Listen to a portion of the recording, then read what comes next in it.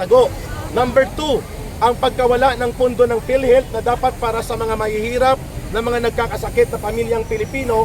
Kung hindi pa nag-intervene ng Supreme Court ay mawawala ng lubusan ang halos 90 billion na pondo ng PhilHealth. Number 3, ang dapat imbestigahan ay hindi ang mga confidential fund ni Sara Duterte na nagkaroon na ng reporting sa COA. Ang imbestigahan ang 1.3 trillion na flood control na inanod papunta sa baha ng bulsa ng mga bundat at kawatan na politiko, na kung si Senator Ping Lacson pa, 80% ng mga kontraktor na ito ay mga kongresista din, mga walang hiya at talagang garapal at mga walang puso sa damdaming para alagaan at pangatawanan ang kapakanan ng mamamayan. Number 3 na issue, maliban sa korupsyon na nagaganap sa ating bansa, mga kababayan, ay ang pakikipagsagwatan ngayon ng gobyerno ni Marcos sa komunista.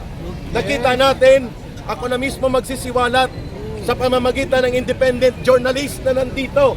I will not call you as vloggers, I will call you as independent mobile people's journalist. Thank you. Kayo ay mga people's journalist kasi hindi lamang ang may istasyon ang pwedeng maging journalist. Ang lahat na nagpapadaloy ng impormasyon at katotohanan ay pwedeng maging mamamahayag para sa taong bayan.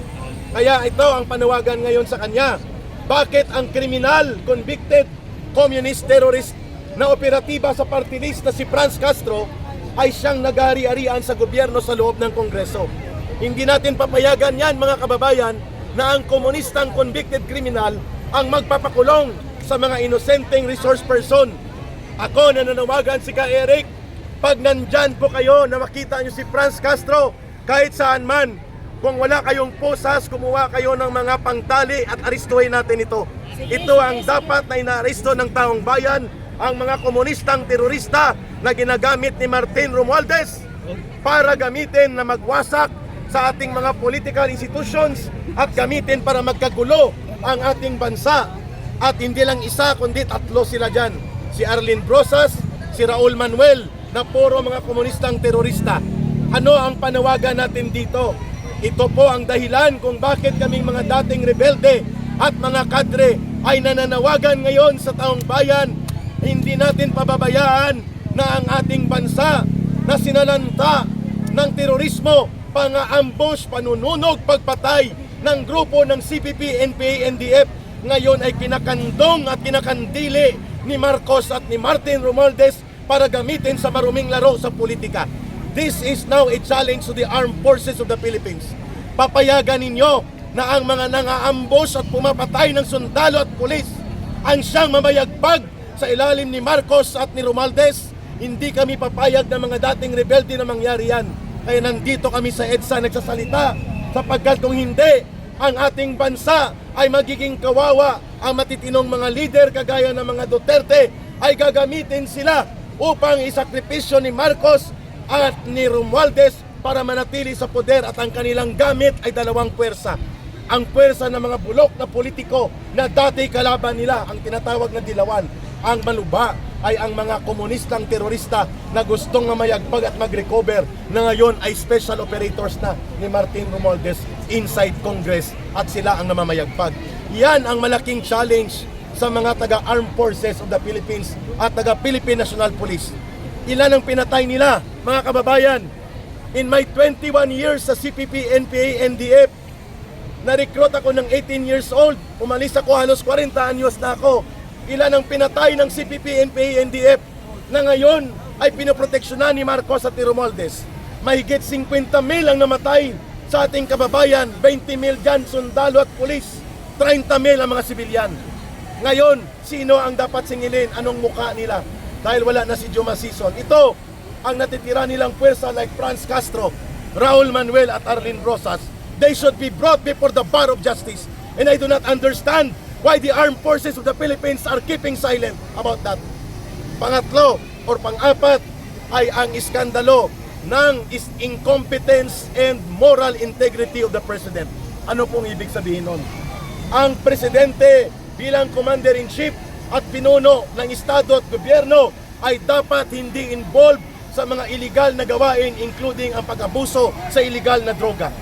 Therefore, nasa panahon ang panawagan ni Pangulong Duterte na para manatili ang integridad at competence and confidence of the people to the President ay dapat tumarap siya sa isang public disclosed na drug testing hair follicle based DNA type. At kung gusto niya samahan natin, ipanawagan natin, magpa-drug test ka! Magpa-drug test ka!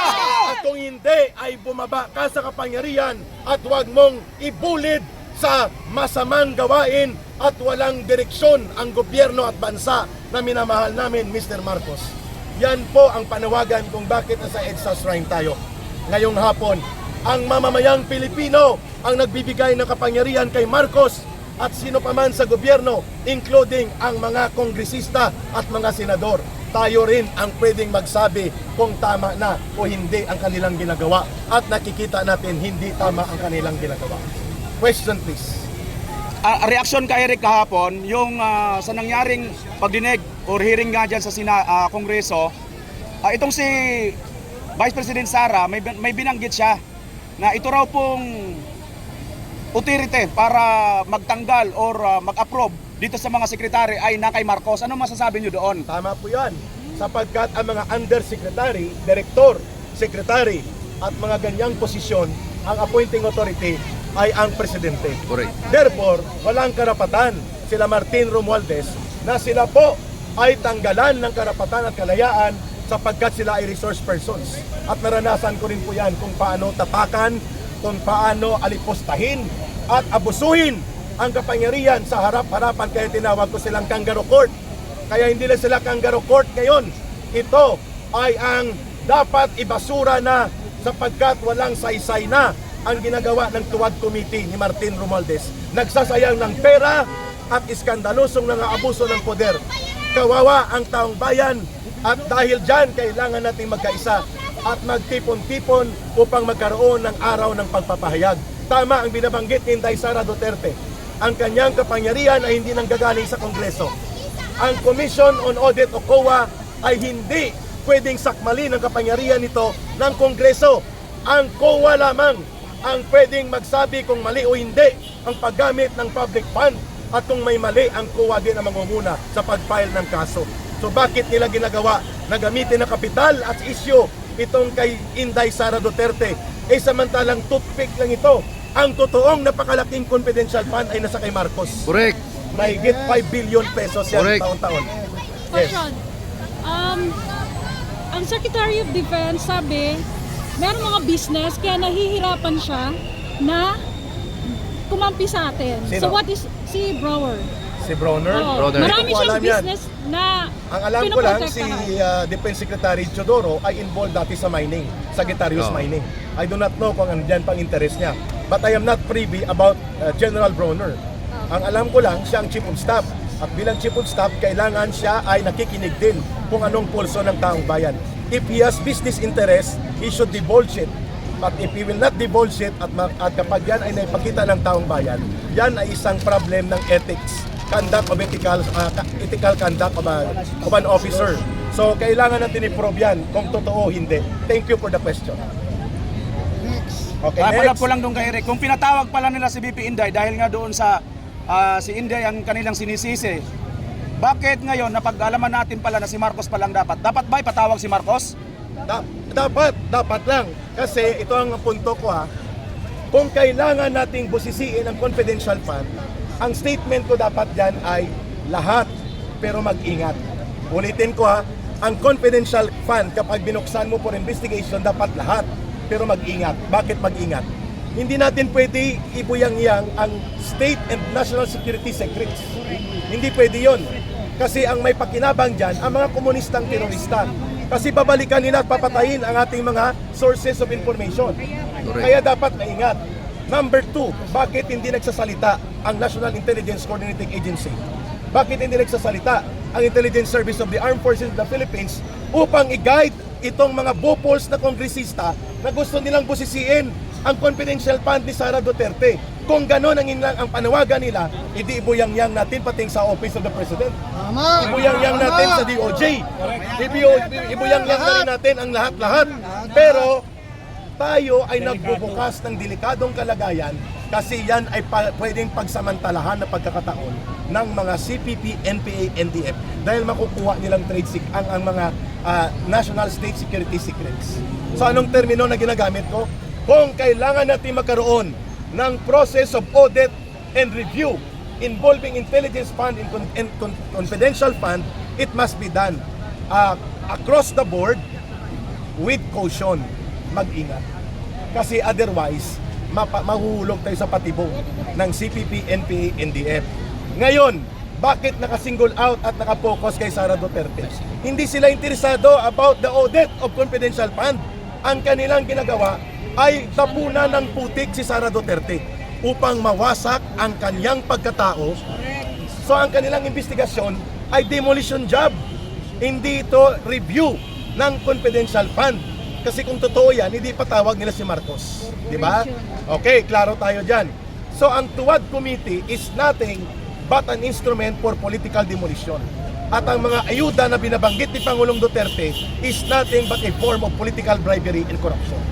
Yun kung dahilan kung bakit kapag magkaroon ng baha at malalakas na bagyo, walang naibibigay na bastanteng tulong ang gobyerno ni Marcos sapagkat inubos na sa ayuda there, ayuda here, which is a form of political corruption and bribery.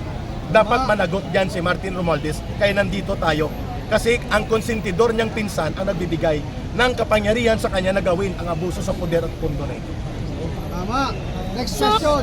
sa conference ni PRD kagabi, sabi niya, ang Office of the President at saka Speaker of the House ay hindi pwedeng i-audit.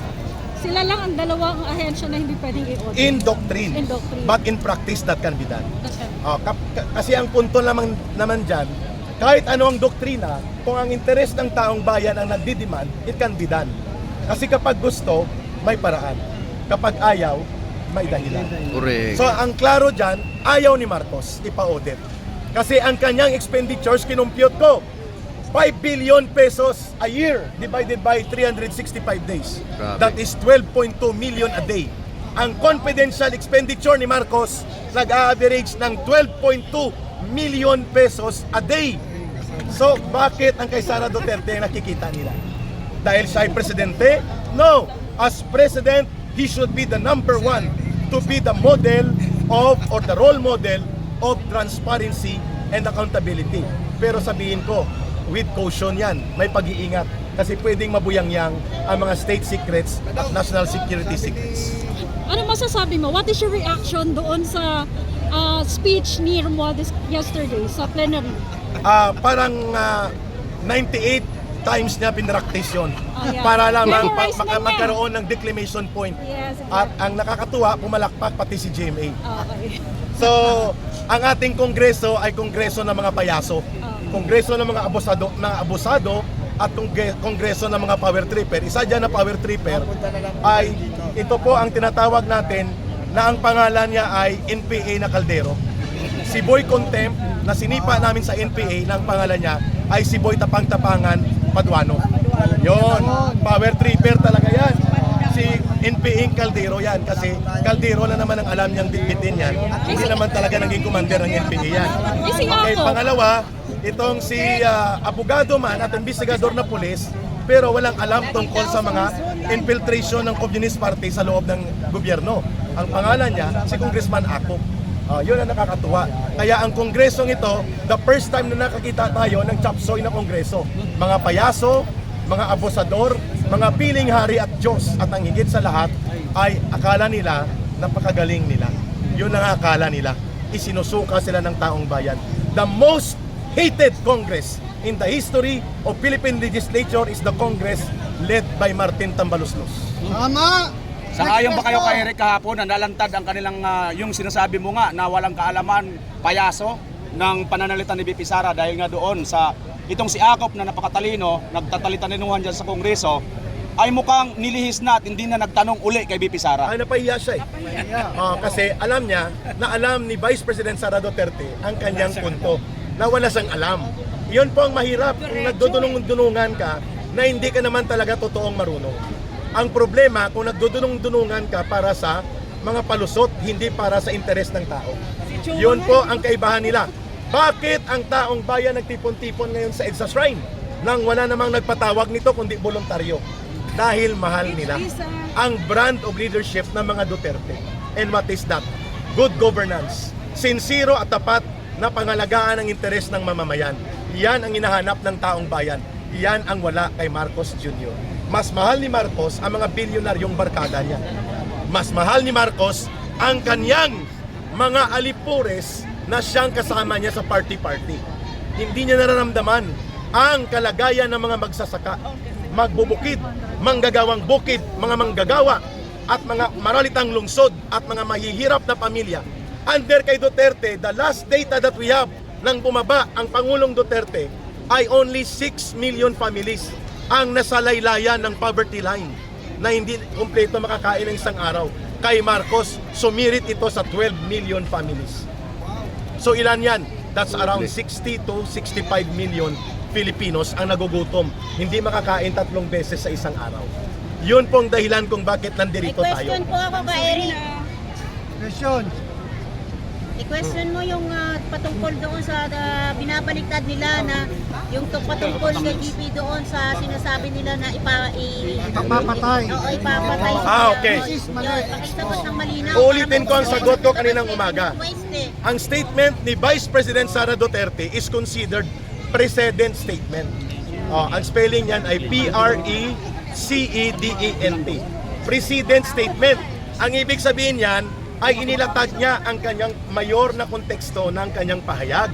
Hindi ibig sabihin na siya ay nagbabalak na ipapatay ang Pangulo at si Lisa at si Martin Romualdez. Hindi ganoon ang ibig sabihin niya.